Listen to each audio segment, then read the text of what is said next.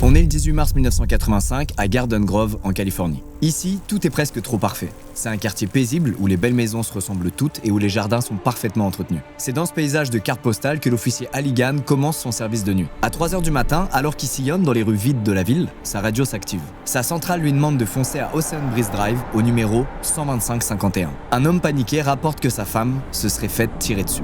L'officier se gare face à ce pavillon classique et où il n'y a jamais eu d'intervention auparavant. Il toque à la porte, arme en main, inquiet de ce qu'il risque d'affronter. Et rapidement, l'homme qui lui avait donné l'alerte au téléphone lui ouvre la porte. Cet homme, c'est David Brown, un informaticien dans la trentaine et qui a l'air extrêmement choqué. L'officier aperçoit également une jeune femme tenant un bébé dans les bras. Elle aussi, elle tremble de peur, tout en essayant de rassurer l'enfant qui pleure. En arrière-plan, une télé crache des clips de MTV sans le moindre son. Sur les étagères, on voit des bibelots recouverts de poussière, mélangés à des jouets pour enfants mal rangés. Mais si cette maison oppresse l'officier, rien pour le moment ne semble indiquer qu'il y a eu la moindre violence ici. Et encore moins un coup de feu. David semble perdre ses mots avant d'enfin pointer du doigt la chambre à l'arrière du salon. Il dit que ça s'est passé là-bas, que quelqu'un aurait tiré sur sa femme avant de prendre la fuite. Mais David n'a toujours pas osé rentrer dans la pièce pour porter secours à sa femme. Et il implore l'officier d'aller vérifier à sa place. Halligan, en apprenant ça, il est perturbé. Quel mari ne se précipiterait pas vers sa femme en cas de danger? Et encore plus quand il y a eu un coup de feu et que donc elle est potentiellement gravement blessée. Halligan redoute ce qu'il attend derrière cette porte, mais il n'a pas d'autre choix que d'y aller, puisqu'une vie est peut-être en jeu. Alors il progresse, pistolet dans une main, lampe torche dans l'autre. Intérieurement, il est terrifié, mais il tente de garder le contrôle. Pour rien arranger, il sait qu'il est complètement seul dans cette maison. Il n'y aura pas de coéquipier pour le secourir si quelque chose tourne mal. Il balaie l'intérieur de la chambre à l'aide de sa lampe torche. Et puis enfin, il l'aperçoit. Une femme gisant sur son lit. L'officier n'en est pas sûr, mais il croit même l'entendre lui demander de l'aide. En réalité, c'est qu'un simple râle d'agonie. Parce qu'en prenant son pouls, l'agent n'entend pas le moindre battement. Et même si elle semble encore très légèrement respirer, son cœur, lui, est déjà en train de s'arrêter. Puis au sol, derrière le lit, il aperçoit un revolver. Le tireur l'a abandonné sur place, sans aucune crainte de laisser un tel indice. Halligan ne le sait pas encore, mais il vient de vivre les débuts de l'affaire la plus marquante de l'histoire de sa carrière.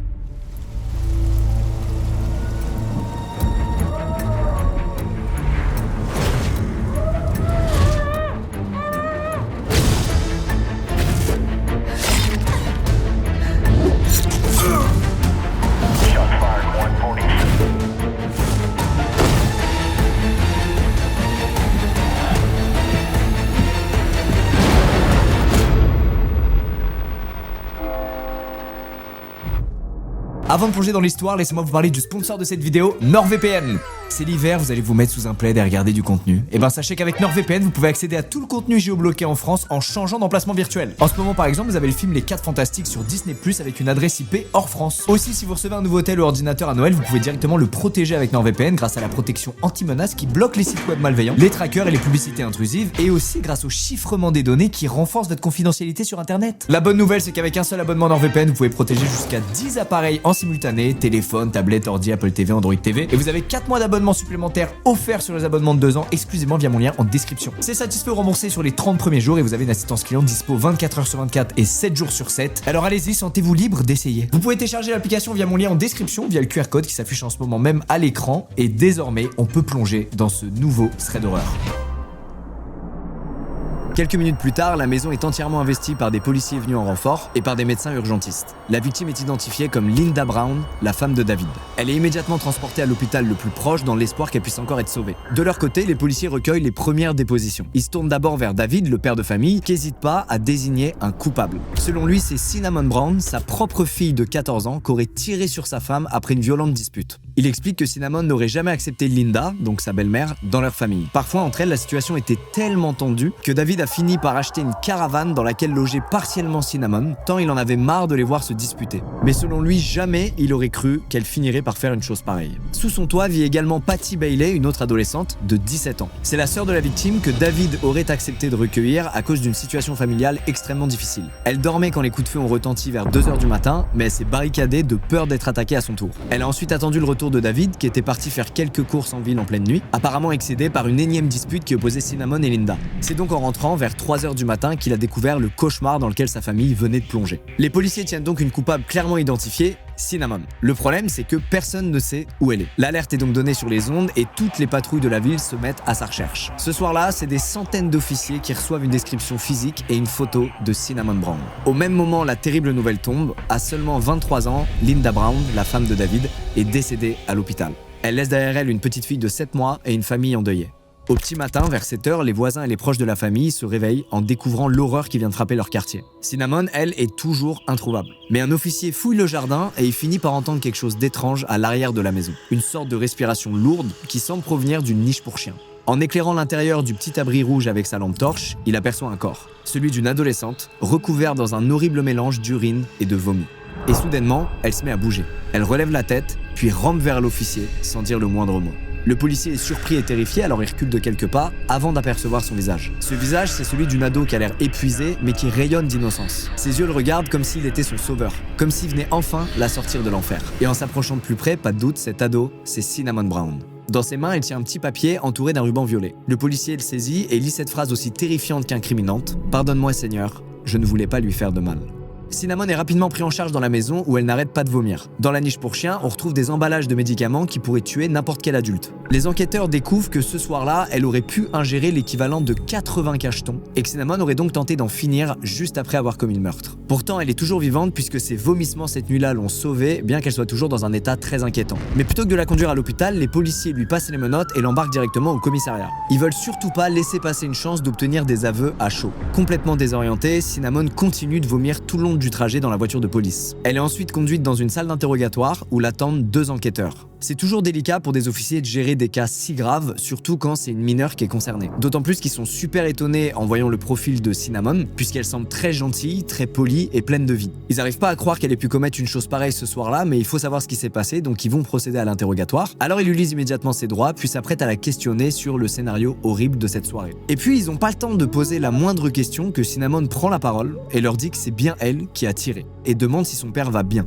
Ça prend de court les policiers qui s'étonnent de la voir se préoccuper à ce point de son père, elle qui vient pourtant d'abattre sa femme. Avec ses aveux, la découverte de la lettre de suicide et les témoignages concordants de David et Patty, l'affaire est rapidement traitée. Finalement, c'est l'histoire d'un meurtre classique, presque banal. Cinnamon est donc incarcérée et conduite devant un psychiatre qui s'étonne lui aussi de son comportement. Encore une fois, elle parle très peu du meurtre et se contente simplement de demander si son père va bien et s'il l'aimera encore. Mais David, sa fille Cinnamon, il l'a pas oublié, bien au contraire. Il met en place toute une stratégie pour essayer d'atténuer la condamnation qui attend sa fille. Il prévient sa famille et ses proches de tous tenir le même discours qui est le suivant. Il faut faire passer Cinnamon pour quelqu'un de perturbé et mal dans sa peau, et il faut bien insister sur le fait qu'elle se disputait très régulièrement avec Linda. En fait, David tente de tout faire pour qu'elle puisse plaider la folie ou le coup de sang. Sauf que les enquêteurs, qui interrogent évidemment la famille et des proches, mais aussi des gens plus éloignés du cercle d'amis de la famille, ils s'étonnent de voir que certaines personnes qui font partie de ce cercle éloigné tiennent des propos opposés à cette version de l'histoire. Ces professeurs, par exemple, la décrivent comme l'ado la plus normale du monde. Elle était selon eux souriante, sympathique, studieuse, elle a jamais mentionné la moindre tension à la maison avec sa belle-mère, mais peut-être que ses profs n'ont vu qu'une façade de Cinnamon. En tout cas, devant le juge pour mineurs, Cinnamon, comme prévu, plaide la folie, sauf que rien n'y fait. Ses aveux et sa lettre laissent penser que le meurtre était prémédité. Et alors que Cinnamon était persuadée que sa défense tiendrait, elle réalise que tout s'écroule autour d'elle. Elle cherche désespérément du regard son père dans la salle d'audience, sauf que David est absent, prétextant des soucis de santé. Cinnamon est donc seule face à ses démons quand elle reçoit sa lourde condamnation, 27 ans de réclusion pour le meurtre de sa belle-mère, Linda. Alors son jeune âge lui épargne une condamnation à vie, mais tous ses projets d'avenir et d'avoir une vie normale disparaissent dans cette salle d'audience. Alors des milliers de pensées se mettent à se mélanger dans sa tête. La vision du meurtre et du sang qui jaillit de l'abdomen de sa belle-mère, Patty qui hurle, sa vision qui se trouble dans la niche du chien, et cette impression que son père lui avait promis qu'elle risquerait rien et qu'elle ressortirait libre. Toute cette affaire aurait pu s'arrêter ici, sur un meurtre violent causé par un schéma bien trop classique de dispute familiale, mais dans cette salle d'audience ce jour-là, il y a un homme qui doute. Cet homme, c'est Jay Newell, un enquêteur qui a eu accès au dossier et qui est profondément convaincu que quelque chose cloche. Il n'arrive pas à croire qu'une meurtrière chercherait à ce point-là le regard et l'approbation de son père. Il est persuadé qu'il manque une pièce du puzzle.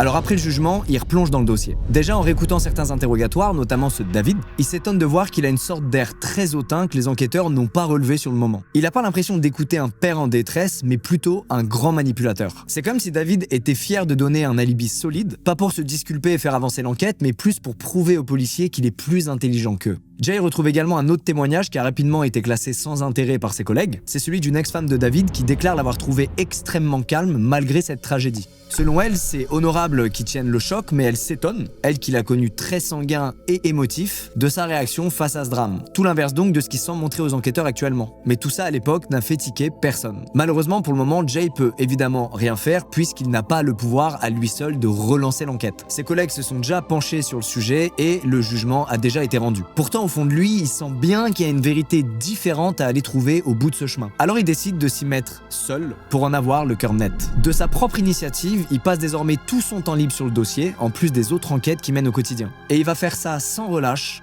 pendant plus de 3 ans. David veut tout savoir de cette famille pour faire éclater la vérité. Il se met alors à éplucher tous les dossiers et tous les registres concernant David Brown. Parfois même, il va jusqu'à le prendre en filature. Il veut savoir quelle vie mène cet homme qui semble si peu affecté par le meurtre de sa jeune femme. Et avec tous ses efforts, ce qu'il s'apprête à découvrir va complètement rebattre les cartes. D'abord, il découvre que David a déménagé juste après le meurtre, ce qui en vrai est plutôt normal. Sa toute nouvelle maison est dans les hauteurs d'un quartier très huppé, à Anaheim Hills, et colle pas du tout avec son train de vie originel. En se rendant là-bas, Jay aperçoit une piscine flambant neuve, un jacuzzi et plusieurs voitures de sport garées à l'intérieur de la propriété. Il apprend aussi que Patty vit toujours avec lui et qu'ils voyagent régulièrement ensemble à Las Vegas. Jay n'est évidemment personne pour juger un homme endeuillé, mais en tout cas c'est cette richesse soudaine qui l'étonne beaucoup. Et aussi ses voyages si fréquents dans des casinos à Vegas pour un homme qui est soi-disant tellement malade qu'il peut pas rendre visite à sa propre fille en prison. Il sait aussi que David était informaticien de formation et qu'il a pendant un temps très bien gagné sa vie. Son entreprise spécialisée dans la récupération de données informatiques a eu pendant un moment pour clientèle des grandes chaînes d'hôtels et même l'armée américaine. Mais en poussant plus loin les recherches, Jay découvre que David, juste avant le meurtre, il est pourtant au bord de la ruine. À l'époque, il dépense sans compter, ensuite il dépense même à crédit, avant de tomber dans une spirale infernale impossible à rembourser, au point où il aurait tenté de frauder à plusieurs reprises son assurance en prétextant des faux accidents de voiture. Alors d'où vient l'argent qu'il a actuellement? Eh ben Jay découvre que David avait contracté quelques mois avant le meurtre une assurance vie pour sa femme. Un choix particulièrement étonnant puisque je vous rappelle que Linda, au moment où elle décède, elle a que 23 ans. Suite à la mort de sa femme, David aurait touché en tout plus d'1 million de dollars. Et d'après certains assureurs, le corps de Linda n'était même pas encore enterré que David leur avait déjà réclamé son dû. Alors est-ce que les juges et les enquêteurs face à eux ont réellement vu un homme endeuillé? Ou est-ce qu'ils ont plutôt vu un homme motivé par l'appât du gain? Pour Jay, c'est une évidence, le mobile du meurtre était financier, mais personne n'a su le détecter. Mais c'est encore que le début de ses découvertes. En continuant de fouiller son passé, Jay va découvrir que David cache derrière son masque de gendre idéal et d'informaticien ayant tout réussi, un véritable prédateur. Un monstre pas seulement assoiffé d'argent, mais aussi assoiffé de pouvoir. En vérifiant ses dossiers auprès de l'état civil, déjà il découvre qu'en fait Linda était sa 5e femme. À seulement 32 ans, David se serait en fait déjà marié 5 fois. David enchaîne les conquêtes avant de les lâcher aussi rapidement qu'il les a trouvées. Fait encore plus étrange, Linda avait déjà été mariée avec David avant de divorcer, puis de se remarier à nouveau avec lui quelques années plus tard. On est dans les années 80, c'est pas vraiment un schéma récurrent, un homme qui se marie 5 fois en 10 ans, mais pourquoi pas? Ce qui va réellement choquer Jay, c'est même pas ça, c'est le profil de toutes ces femmes. Puisqu'à chaque fois, David prenait pour épouse des adolescentes. Des adolescentes au passé extrêmement difficile qui récupéraient sous son aile avec l'accord des parents. David semblait les cibler volontairement pour les façonner et les contrôler selon ses envies.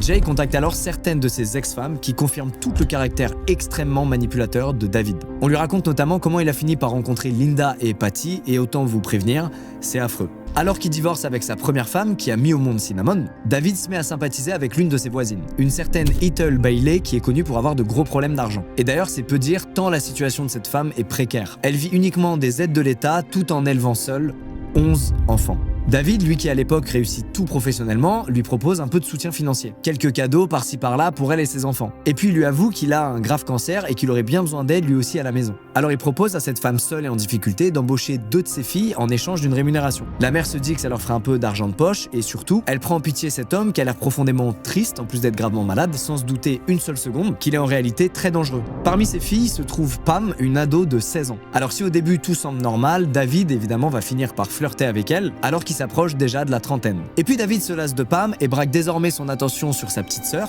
Linda, qui vient d'avoir 13 ans.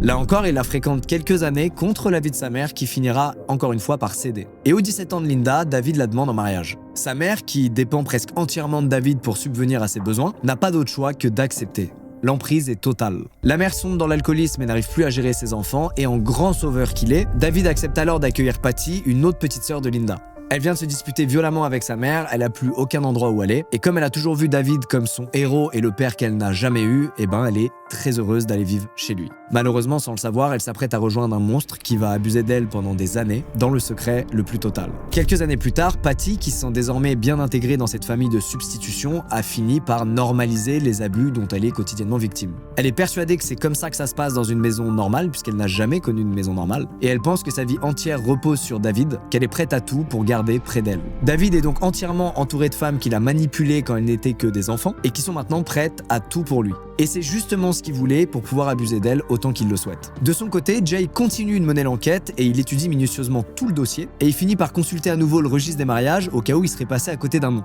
Il s'étonne alors de voir une nouvelle mention apparaître. Quelque temps après le meurtre de Linda, David s'est remarié dans le plus grand des secrets et dans le dos de sa famille. Et sa nouvelle femme, c'est nulle autre que la petite sœur de la victime, Patty. Pendant ce temps, Cinnamon, toujours en prison, fait ce qu'elle peut. Elle essaie toujours de garder une attitude positive, elle est assidue en cours, et elle a même trouvé un petit job de bureautique dans le centre pénitentiaire pour se faire un peu d'argent de poche. Tous les adultes qui la côtoient sont impressionnés par son attitude et sa volonté de changer sa vie pour le meilleur. À tel point d'ailleurs que certains se demandent même si elle n'est pas ici par erreur. Mais sa situation psychologique pourtant semble s'aggraver. Quand on lui reparle du meurtre qu'elle a commis, maintenant elle répond qu'elle s'en souvient même pas et qu'elle a d'ailleurs aucun souvenir tout court de cette soirée. En réalité, il s'agit d'une stratégie de son père qui lui a dit de dire ça et que ça lui permettrait peut-être de sortir plus tôt de prison. En parlant de son père, de son côté, David ne se préoccupe plus du tout de Cinnamon. Il vient quasiment jamais la voir en prétextant encore et toujours une maladie. Autant de mensonges qui à la fin finalement ne servent qu'à manipuler son entourage et à s'assurer que Cinnamon ne révèle pas de secrets de famille compromettants. Elle est donc isolée et presque seule, mais elle a quand même un lien avec l'extérieur, un seul lien, et c'est son grand-père paternel, Arthur Brown. Lui, c'est un homme simple, mais qui va pourtant se révéler être une pièce maîtresse dans toute cette affaire. Pendant l'une de ses visites, il va discrètement chuchoter à Cinnamon qu'il sait qui a tué Linda et qu'il avouerait tout le moment venu. Cinnamon, qui prétend pourtant depuis des mois avoir tout simplement oublié le meurtre, a l'air heureuse d'entendre ça. Alors de façon presque instinctive, elle révèle immédiatement ce qui vient de se passer au superviseur qui gère son dossier. Et très vite, la nouvelle fait le tour de l'établissement. Personne ne comprend pourquoi son grand-père aurait dit ça, alors que Cinnamon avait déjà tout avoué, que 2 témoins avaient même confirmé son implication et que toute sa famille était du même avis. Et en apprenant ça, bien évidemment, Jay rend tout de suite visite à Arthur Brown, le grand-père de Cinnamon. Alors Jay, il va pas par 4 chemins et il lui demande directement pourquoi il a fait cette révélation à Cinnamon. Immédiatement, Arthur se braque, comme s'il voulait surtout pas commettre une erreur. Alors Jay remet le couvert et lui demande s'il a fait ça uniquement pour lui donner un faux espoir, elle qui risque encore de passer plus de 20 ans en prison. Et c'est là que le vieil homme commence à avoir les yeux humides et qu'il craque. Il explique que quelques semaines avant le meurtre, il a entendu Patty parler en mal de Linda devant David. Alors il a pas tout compris sur le moment, mais il est certain qu'elle aurait dit être prête à tout pour sauver David, même s'il fallait se débarrasser de Linda. Cette révélation, elle a beau être tragique, elle donne enfin un sens aux longues nuits blanches que Jay s'inflige maintenant depuis des années. Tous ses efforts paient enfin, des fissures apparaissent finalement dans le dossier et dans la version des 2 témoins. Patty serait donc peut-être impliquée dans le meurtre et ça, c'est une victoire pour Jay. Parce que même si c'est qu'un témoignage, ça lui donne au moins un prétexte d'aller parler à Cinnamon. C'est le 3 juillet 1988, plus de 3 ans après le meurtre de Linda, que Jay rencontre Cinnamon pour la première fois. Alors comme à son habitude, elle se contente de dire qu'elle n'a aucun souvenir des meurtres. S'il veut la faire parler, Jay va donc devoir la faire craquer. Il sait qu'au fond d'elle, son père compte plus que tout, mais il sait aussi qu'il vient presque jamais la voir, prétextant à chaque fois des graves soucis de santé, comme pour le jour de son propre procès. Et il sait que cette grave maladie, elle n'existe pas et que tout ça, c'est des mensonges. Il voit bien David sortir en ville, il voit bien qu'il part à Vegas avec Patty. Bref, il n'y a rien qui colle avec quelqu'un qui prétend ne pas pouvoir rendre visite à sa fille. Jay avoue alors à Cinnamon tout ça et tout ce qu'il sait sur David. Il lui dit qu'il vit désormais dans le luxe, qu'il est en pleine santé et qu'il a contracté des assurances décès au nom de Linda. Il lui annonce également qu'il a entièrement refait sa vie avec Patty, qu'ils se sont mariés dans le plus grand des secrets et qu'ils ont même eu un enfant ensemble.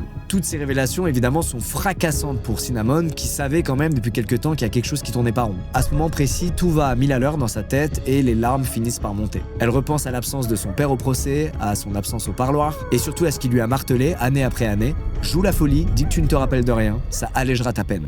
Ça y est, Cinnamon n'en peut plus de vivre dans le mensonge. Elle s'est jamais sentie autant trahie, abandonnée et utilisée par son père. Alors enfin, elle balance tout à l'inspecteur. Pendant plus d'1 heure, elle va lui expliquer ce qui s'est vraiment passé ce soir-là et ce qui s'est passé les semaines et mois précédant ce crime. Elle avoue que tous les 3 planifiaient ce meurtre depuis des années, que Patty et David sont bien complices. Elle avoue qu'en réalité, elle se souvient de tout et que c'est même pas elle qui a tiré ce soir-là. En un claquement de doigts, Cinnamon brise des années de silence et relance l'enquête de toute une vie pour Jay. Elle explique que David lui répétait sans cesse des choses au sujet de Linda. Elle en avait soi-disant après lui au point où elle voulait le tuer. Elle était soi-disant extrêmement jalouse de son succès au point où elle voulait reprendre à son compte son entreprise d'informatique. Évidemment, c'est des vulgaires mensonges de David. Mais Cinnamon, qui était qu'une ado émerveillée par son père et qui lui vouait une admiration folle, elle a fini par y croire. C'est une longue, très longue emprise que David a réussi à avoir sur ses filles après des années de manipulation comme on l'a vu. Quand David lui explique ça, naïvement, Cinnamon, elle tente alors de le raisonner et de lui dire que le plus simple, c'est peut-être juste de divorcer, comme il l'a déjà fait par le passé, sauf que David insiste. Il lui invente alors des supposés liens avec la mafia et d'autres histoires rocambolesques rocambolesques pour justifier à tout prix le fait qu'elle doit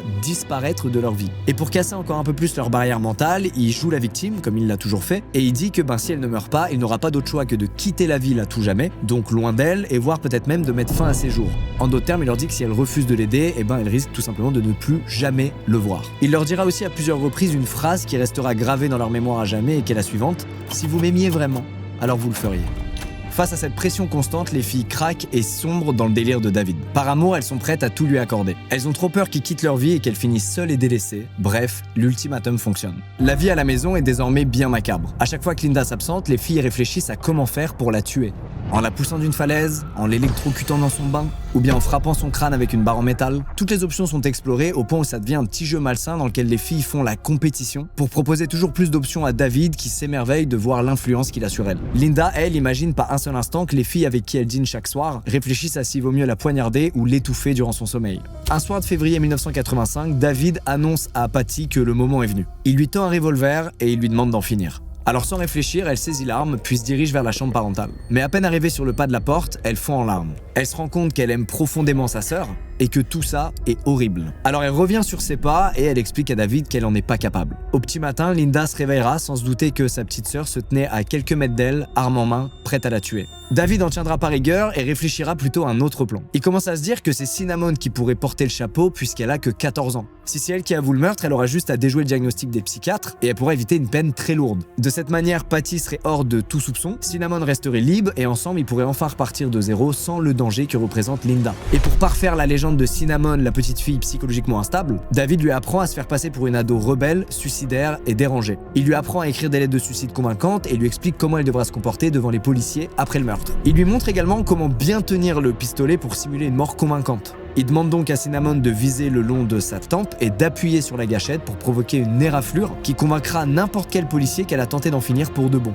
Sauf que Cinnamon est terrifiée, elle a trop peur de rater son tir. Évidemment, ça n'arrête pas David qui trouve immédiatement une autre solution, des médicaments. Il lui dit qu'il connaît un dosage parfait qui lui donnera un peu la nausée, mais qui fera croire au médecin qu'elle a fait une overdose le soir de l'assassinat. Vous l'avez compris, tout doit être fait pour que les enquêteurs accusent Cinnamon sans qu'il y ait le moindre doute. On est le 19 mars 1985 et David réveille les filles en pleine nuit. Il tend des cachetons à Cinnamon et lui ordonne de les prendre sur le champ. Sans le savoir, elle s'apprête à ingérer un cocktail mortel qui pourrait tuer n'importe quel adulte. Patty, elle, s'occupe de prendre l'arme. Elle la charge et part en direction de la chambre. Cette fois, elle comprend qu'elle peut plus faire marche arrière. Ça fait des jours que David leur met dans le crâne que Linda est un danger pour eux, et comme d'habitude, c'est leur amour envers lui qui prend le dessus. De son côté, David quitte précipitamment la maison et part faire un tour en ville pour forger son alibi. Il fait le tour des commerces encore ouverts en pleine nuit et salue même plusieurs fois par erreur le même caissier, dans le seul but d'être vu par un maximum de monde et d'avoir un maximum de témoins qui pourront certifier qu'il n'était pas sur les lieux du crime. Cinnamon, elle, se met à rédiger sa fausse lettre de suicide, puis sort de la maison en direction de la niche du chien, là donc où les inspecteurs la retrouveront seulement quelques heures plus tard. De son côté, elle n'a plus qu'à attendre l'irréparable. Elle explique ensuite à Jay avoir entendu 2 coups de feu, sans réellement savoir si c'était Patty ou quelqu'un d'autre qui a tiré.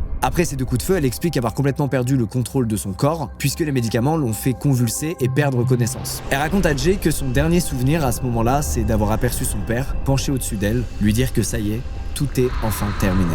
Elle se dit incapable de savoir si c'était un rêve, une étrange vision ou la réalité. En tout cas, après avoir perdu connaissance, ce qu'elle ignore, c'est qu'en réalité, son père n'attend qu'une seule chose, qu'elle meure elle aussi et emporte ce lourd secret dans la tombe. Ça permettrait à David et Patty de refaire leur vie ensemble et toucher l'argent des assurances. Mais ce que David ignorait, c'est que les vomissements de Cinnamon la sauveraient. Et même les médecins qui l'ont auscultée entre-temps parlent d'un véritable miracle. En tout cas, au petit matin, alors qu'elle est désorientée, épuisée et à bout de souffle, elle continue malgré tout le plan. Elle avoue aux policiers que c'est elle qui a tiré et en faisant ça, elle est persuadée qu'elle sauve toute la famille. Face à toutes ces révélations, Jay évidemment est stupéfait. Il est stupéfait mais il sait que la parole seule de Cinnamon ne suffira pas. Il lui faut des preuves tangibles. Alors il lui propose un deal. Il lui propose de porter secrètement un enregistreur sonore et de confronter David au parloir. Cinnamon réfléchit un peu et finit par accepter mais il reste un problème. David ne vient jamais au parloir. Sa fille a beau avoir échappé à la mort, il l'a presque complètement écartée de sa vie. Cinnamon ruse et lui fait parvenir un message dans lequel elle semble énervée et prête à tout révéler. Dans ce message, en gros, elle lui dit qu'ils doivent se parler urgemment. Et ça, pour David, qui avait l'habitude d'une Cinnamon qui fait pas la moindre vague depuis le début du plan, ça allume une petite alarme dans sa tête. Alors il fonce en direction de la prison et il voit sa fille pour la première fois depuis très longtemps. Il lui explique à nouveau qu'il est gravement malade et que ça lui demande énormément d'efforts de venir jusqu'ici. Mais il a beau regarder Cinnamon droit dans les yeux, il y a quelque chose qui a changé. Elle sait qu'il ment comme il respire. Et s'il est dans cette pièce avec elle, c'est pas par amour, c'est par peur de ne plus maîtriser la situation. Cinnamon lui balance tout au visage. Elle lui dit qu'elle peut plus vivre en prison et elle l'accuse de lui avoir menti. Elle ajoute qu'elle sait tout sur Patty, sur le mariage, sur le bébé et qu'elle a bien compris qu'il l'a manipulée et qu'elle en paie de sa vie enfermée derrière les barreaux. David, lui, nie tout en bloc. Il dit que le bébé n'est pas le sien et que Cinnamon est en train de se faire un film. Puis il reprend les manipulations, comme il l'a toujours fait. Il prétend qu'il pourrait convaincre Patty de se dénoncer à la police et qu'elle pourra faire croire que c'est elle qui a tiré. Bref, il propose à Cinnamon de sacrifier Patty, mais elle refuse toutes ses propositions. Elle veut plus subir ces horribles manipulations, alors elle se contente de lui dire qu'elle y réfléchira, en le laissant croire qu'il a peut-être réussi son coup. Mais ce qu'il sait pas, c'est qu'une dizaine d'enquêteurs viennent d'entendre tout ce qu'il vient de dire de l'autre côté de cette pièce. Avec ces enregistrements, Jay a désormais une mine d'or entre les mains. Il a la preuve que David n'est pas tout blanc dans cette affaire et qu'il savait très bien qu'un meurtre se préparait. Il a la confirmation aussi qu'il n'était pas fou de mener l'enquête pendant si longtemps. Son instinct avait raison et il s'apprête maintenant à sauver Cinnamon des griffes de son père. Le 22 septembre 1988, David et Patty sont arrêtés à leur domicile, accusés du meurtre de Linda Brown. David, pris de court, avoue sur le champ ce qui s'est passé. Ou du moins, il tente de transformer la vérité à son avantage. Il avoue que les filles avaient discuté de l'assassinat devant lui, mais il affirme que tout a été fait de leur propre initiative. Il dit avoir cru que c'était juste des paroles d'ados rebelles et que tout ce qu'elle disait, c'était des blagues un peu déplacées. Une défense assez lunaire qui n'arrive bien évidemment pas à convaincre les policiers. Et même si David raconte n'importe quoi, l'enquête progresse. Un juge fixe la date d'un nouveau procès pour la fin d'année et en prévision de ce moment clé, Jay recontacte Cinnamon. Cette fois non pas dans son rôle de policier, mais plutôt presque comme celui d'un père qui lui implore de dire ce jour-là toute la vérité. Elle qui a donné tant de versions contradictoires par le passé, doit à tout prix éviter d'être à nouveau attaquée sur ça. À la moindre incohérence, elle risquerait de retourner directement en prison et de voir David ressortir de là libre. Ironiquement, c'est le jour d'Halloween que Cinnamon craque complètement et demande à voir Jay. Elle veut le voir parce qu'elle a une dernière révélation à lui faire. Et cette révélation, c'est qu'en réalité, c'est bien elle qui a tiré sur sa belle-mère le soir du meurtre. Jay est étonné et il comprend pas pourquoi elle se mettrait à mentir soudainement sur ce point précis. Pourquoi elle se serait accusée au départ avant de faire croire à une amnésie pour ensuite revenir sur tout ça. Pourquoi se donner tant de mal? Mais Cinnamon lui avoue tout simplement qu'elle avait extrêmement honte. Honte d'avoir aimé son père au point d'en tuer Linda, avec qui elle s'entendait pourtant super bien. En mentant, elle avait l'impression de réécrire une histoire plus favorable, une histoire où elle n'était plus au cœur de cette terrible réalité. Cinnamon est donc libérée de ce terrible poids et elle vient d'offrir à Jay la dernière pièce du puzzle. Désormais, peu importe ce qu'il adviendra au procès, Cinnamon ne dira que la stricte vérité. Elle explique donc à Jay ce qui s'est réellement passé le soir du meurtre, ce qui est proche de ce qu'elle avait déjà raconté, mais à quelques détails près. Patty lui a apporté l'arme après avoir été réveillée par David, et elle lui a également tendu un coussin pour atténuer le bruit des coups de feu. C'est donc bien Cinnamon, et non Patty, qui se dirige vers la chambre de Linda, arme en main. Alors qu'elle dort paisiblement, Cinnamon se penche au-dessus de son corps, vise son abdomen et presse à détente. Le coup part immédiatement et transperce Linda qui hurle de douleur. Devant la chambre, Patty se met à hurler qu'elle est toujours vivante et ordonne à Cinnamon d'y retourner. Cinnamon, maintenant submergée par l'adrénaline et presque en autopilote, retourne donc dans la chambre. Elle vise à nouveau l'abdomen de sa belle-mère, puis presse la détente. La balle percute la veine cave et c'est une véritable giclée de sang qui se répand sur le corps de Linda. Cette fois, elle n'arrive plus à appeler à l'aide et ses longs râles se noient petit à petit dans le sang qui commence à remplir ses poumons. Prise de panique, Cinnamon jette l'arme au sol puis s'enfuit dans le jardin. Les médicaments commencent à faire effet et elle s'allonge dans la niche à l'arrière de la maison. Ici, elle tient fermement la lettre dans ses mains et espère que tout ça sera bientôt terminé avant de convulser et de perdre connaissance. Et la suite, vous la connaissez. Jay note tout minutieusement, persuadé que cette nouvelle version jouera en faveur de Cinnamon. Alors même si elle n'est pas toute blanche dans cette affaire, il est persuadé que les juges comprendront la terrible manipulation dont David a fait preuve. Cinnamon n'était qu'une ado perdue, persuadée qu'elle faisait par amour ce qui était juste. Mais c'est bien David qui est à l'origine de tout ce mal. En tout cas, en attendant son jugement, lui, il est maintenant derrière les barreaux. Ici, sa manipulation et sa perversité ne pourront plus jamais atteindre ses proches. Du moins, c'est ce qu'on pourrait croire. Parce que dans le plus grand des secrets, David va aller encore plus loin dans l'horreur. Derrière les barreaux, il sympathise avec un autre prisonnier, un certain Steinhardt, qui s'apprête à finir sa peine. Cet homme, ça fait un moment qu'il est là, il est sans économie, il considère qu'il est aussi sans avenir, et donc il angoisse à l'idée de retourner dehors. Alors David le console, puis lui dit qu'il pourrait lui donner un coup de pouce contre 50 000 $ en cash, qu'il lui fera parvenir discrètement en échange d'un petit service. Assassiner 3 personnes. Le procureur en charge de son dossier, l'enquêteur Jay, et Patty, sa nouvelle femme. Il espère que leur mort ralentira au maximum la procédure, ou lui permettra même d'échapper à une condamnation. Parce qu'il est persuadé que si Patty révèle tout ce qu'elle sait, en plus de Cinnamon, alors il risquera sûrement carrément la peine de mort. À Steinhardt de trouver une manière de la faire assassiner en prison, puisqu'elle attend elle aussi derrière les barreaux, peut-être en soudoyant une codétenue qui serait prête à la poignarder. Mais Steinhardt, en entendant tout ça, il est terrifié. Il veut pas du tout se mêler d'une affaire aussi sordide, et donc il révèle tout à un surveillant. Les enquêteurs lui proposent donc de rentrer dans le jeu de David pour le piéger, chose qu'il accepte immédiatement dès sa sortie de prison. Pendant plusieurs semaines, David reste en communication avec lui par téléphone, et tout est évidemment enregistré. Steinhardt lui demande s'il veut seulement blesser Jay et le procureur ou s'il veut vraiment les tuer. David lui répond froidement qu'il les veut morts. D'ailleurs, pour prouver qu'il est sérieux, il lui fait même envoyer 10 000 $ d'avance. À l'extérieur de la prison, c'est le frère de David qui se charge de convoyer l'argent, persuadé de rendre un service à un ami de son frère, sans se douter un instant qu'il est en fait en train de payer un faux assassin. Une preuve de plus qui montre que David est prêt à sacrifier toute sa famille pour ses propres intérêts personnels. Ce complot va sceller le destin judiciaire de David. Le procès s'ouvre donc en 1990 et débute par la déposition de Patty. Tout comme Cinnamon, elle avoue tout. L'audience, en entendant son histoire, est évidemment très émue. Les années d'abus et de manipulation psychologique auront eu raison d'elle. Pourtant, le procureur va lui demander si elle aime encore son père. Et les larmes aux yeux, elle murmurera que oui. Une réponse extrêmement simple et pourtant tragique, qui révèle à quel point l'emprise dont elle est victime est complexe et sans limite. La justice peut évidemment pas entièrement innocenter Patty, qui est donc complice d'homicide volontaire. Elle écopera donc d'une peine de 4 ans de prison et elle ressortira à ses 25 ans. Après Patty, c'est au tour de Cinnamon de s'exprimer. Tout comme Patty, elle explique que si elle en est arrivée à faire tout ça, c'est uniquement par amour de David. Elle était terrifiée de le perdre à tout jamais, persuadée que Linda lui voulait réellement du mal, et elle préférait se sacrifier en prison plutôt que de voir son père mettre à exécution son chantage au suicide. Elle aussi, c'est sa dévotion envers son père qui l'aura perdu. Malgré tout ce qu'il lui a fait subir, Cinnamon avoue avoir quand même de la peine pour lui. Elle est en désaccord total avec la personne qu'il est devenu, mais elle déclare qu'elle continuera de l'aimer. Au vu des nouveaux éléments apportés à l'affaire, le juge accepte de complètement revoir sa peine et les jurés acceptent de la libérer à ses 21 ans, soit 2 ans plus tard. C'est un incroyable soulagement pour Cinnamon qui s'était préparée à passer une grande partie de sa vie derrière les barreaux. Alors si certains jurés estiment qu'elle aurait dû purger une peine plus longue pour avoir malgré tout tué de sang-froid Linda, les autres estiment qu'elle a déjà payé sa dette envers la société. Elle était finalement qu'un simple instrument pour David qui était le réel cerveau derrière ce meurtre. En parlant du loup, vient donc le tour de David, l'accusé principal de cette affaire. Devant le jury, c'est toute sa vie construite sur la tromperie et le contrôle qui est déballé. Désormais, il est face à ses propres monstruosités, lui qui a fait tuer sa femme et sacrifier sa fille juste pour s'enrichir. Pourtant, il nie tout en bloc. Il maintient qu'il était éperdument amoureux de Linda et que c'est les filles qui ne pouvaient pas la supporter. Il les accuse de menteuses, de manipulatrices et d'être prête à tout pour tuer à nouveau. David, qui nage en plein délire, se met ensuite carrément à accuser les juges. Ils auraient selon lui utilisé des méthodes mafieuses pour l'enregistrer à son insu, et toute l'affaire serait pour lui qu'une vaste mascarade. Bref, ce jour-là, vous l'avez compris, David n'arrive à convaincre personne. Le 15 juin 1990, il est condamné à la perpétuité pour le meurtre de Linda, ainsi que pour la tentative de triple assassinat qu'il a commandité depuis sa cellule. Et avant de le laisser partir en direction de la prison, où il finira ses jours, le procureur lui adresse une dernière fois la parole. Il lui dit qu'à côté de lui, Charles Manson passerait pour un amateur.